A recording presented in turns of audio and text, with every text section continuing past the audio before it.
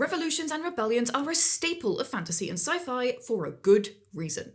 They're the perfect vehicle to add drama and tension, thematic depth, and emotional investment into your world. And they strike a chord with your audience because they feel very timely. What if I told you there's an actual formula for toppling an authoritarian regime, and that the spark that sets off revolution isn't what you'd expect? To be clear, this is a video about fictional revolutions, and I'm not advocating real-world unrest, okay? FBI agent who monitors my computer? Anyway, there's a theory that can help you craft more believable uprisings in your world building, in your novels, and in your games. It's called the J-curve hypothesis, and essentially it boils down to this. It's not endless misery that sparks revolutions. It's frustrated hope. The J-curve hypothesis was posed by American sociologist James Davis in 1962. Because on the one hand, you got Karl Marx, who believed long-lasting deprivation caused revolution. In other words, insurrections spawn when all hope is lost. And then on the other hand, you had Alexis de Tocqueville, who believed rebellion only ignites when there is hope, a light at the end of the proverbial tunnel. So, which is correct? Well, sort of both, according to the J-curve hypothesis. Davis theorized that revolutions are most likely when living conditions improve for a long period, then suddenly get dramatically worse. It's the gap between how things are and how people think they should be that motivates an uprising. This is called relative deprivation. People revolt when they're subjectively frustrated, not when they hit some sort of magical objective threshold of suffering. Now, it's hard to test this theory because burning down the government for data gathering purposes is frowned upon in scientific circles. But it is a pattern that's been observed in history again and again. One of Davis's cited examples was the Russian Revolution of 1917. Another was the French Revolution. And the J-curve hypothesis explains something important. Revolution isn't born from people who have always had nothing. It's from people who had more, or believed they were going to get more, and then lost it. You can do this in your own world building too. Start with some good old-fashioned human suffering. Think oppressed masses, overtaxed peasants, exploitation and poor conditions. And then introduce a little soupçon of hope. Make it seem like things are getting better. A prime minister makes promises. A king calls for tax relief. A new, more enlightened leader comes to the throne. And then frustrate that hope. Things continue on as bad as they were, or worse. Then watch your people rebel. So that's rebellion sorted, right? Just use the J-curve hypothesis and you're done. Well, unfortunately no. If it were that simple, history would be littered with successful revolutions. Well, actually, they're pretty rare in real history. So what's the difference between a successful revolution and a riot that just fizzles out into nothing? Well, that's where the 5 pillars of revolution comes in. Political scientist James DeFronzo, an American sociologist and author known for his influential work on revolutions, has identified 5 pillars of revolution. 5 things that need to be in place for a rebellion to actually win. First, you need mass frustration. This is exactly what the J-curve hypothesis provides us with. People aren't just unhappy, they're acting on it. The flames are smouldering in isolation. We see this in Catching Fire, when we learn that riots have been happening in the different districts. The capital media has just been suppressing it. Next for pillar 2, some powerful sympathizers. DeFronzo calls them dissident elites. Think sympathetic aristocrats, compromised generals, or even rich factions who fund the rebels for their own corrupt ends. Mon Mothma in Andor is a great example of this. A wealthy, respected senator willing to speak truth to power. Because successful revolutions have insiders who defect. People with resources, knowledge, and influence who back the cause. Without these elites, rebellions get crushed because they can't punch above their weight class. Now, with Pillar 2, it's important to craft these characters and factions with nuance, or they can feel cartoonish and undermine your efforts. That's where World Anvil's award-winning world-building software comes in. Detailed character prompts help you craft complex characters with clear motivations. Diplomacy webs help you track factions, so you never forget who's secretly scheming and what that benign religion's hidden agenda really is. And when you're ready, you can even write your novel on World Anvil, or manage your RPG campaign, your players, session notes, stat blocks, and more. All in one place, all connected together, never losing your notes. With Pillar 3 of revolutions comes the powerful unifying motivations. This is where the mythology around revolutions, the songs, slogans, and symbols arise. People need tax reform, but that doesn't unite people. Instead, they'll gather behind truth, justice, and apple pie. In V for Vendetta, that shared identity shows up as the Guy Fawkes masks that become almost a uniform for insurrection, a united defiance against a government determined to purge a nation of undesirables. This is important because a coalition that's only bonded by hatred falls apart as soon as the current regime is gone. You need vision, ideology, or shared identity for the different factions to rally behind. The fourth pillar, and this is important, the state must be weakened somehow. That might be a war, debt, or succession crisis, or even something like a natural disaster.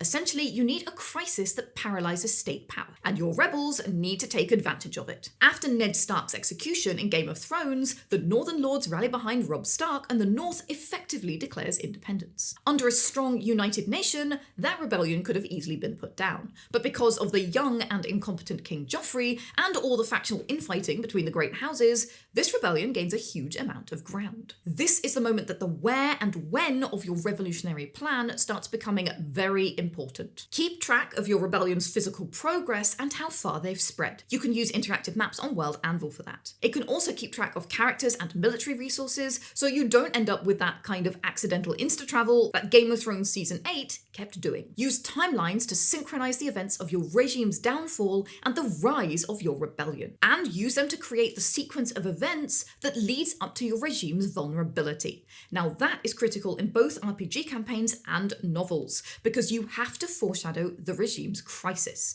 It should feel inevitable, not just a deus ex machina that conveniently helps your rebels. Pillar 4 is critical, because the hard truth is that revolutions don't destroy stable systems. They thrive in unstable ones, because the bureaucracy is too busy putting out fires to also crush the rebellion. And finally, once you've built all that, you have to look beyond the borders of your rebellion to international support. No revolution happens in isolation. Another nation might be funding rebels, sending weapons, or exploiting the government's instability for their own ends, essentially adding pressure to the fire. In real-world history, the French supported the American Revolution. In Mockingjay, it's District 13, an ex-state of the fascist administration that provides weapons, training, and strategy to the struggling rebels. In Skyrim, the Thalmor discreetly fuel the revolution led by Ulfric Stormcloak within the Empire. You can find their dossiers revealing this active rebellion is a strategic asset that weakens the Empire. Essentially, they're acting as a Cold War antagonist, exploiting the Civil War to weaken the Empire. Another classic example is bandits taking advantage of weakened national borders and raiding accordingly. The army can't be everywhere at once, and this added pressure can be enough to topple the Jenga tower of problems. So that's how to start a rebellion. Keep it going, and turn it into a regime-changing movement in your world. But the really good news? As a world builder, you actually don't have to build all 5 pillars, because you can also subvert your revolution at any stage. For example, what if your revolutionary hero fails to make friends? Fantasy tends to focus on a single hero's journey. We love a chosen one, but real revolutions are the result of collective action. Pillar 1 is called mass frustration for a reason. So if you want to subvert a revolution from the outset, create a lone hero who forgets they need friends along the way. Because deep down, we know that one person isn't coming to save us. Or what happens when that revolutionary hero isn't so pure after all? Take Paul Atreides from Dune. He starts out as a solid example of the second pillar, a sympathetic nobleman with military training and connections. He brings those resources when he joins the Fremen. Unfortunately, he doesn't exactly stick the landing. He hijacks the rebellion and sets himself up as the new emperor. In fact, Dune's author, Frank Herbert, was deeply interested in exactly this danger. What happens when charismatic leaders turn revolutionary moments into a path to personal power?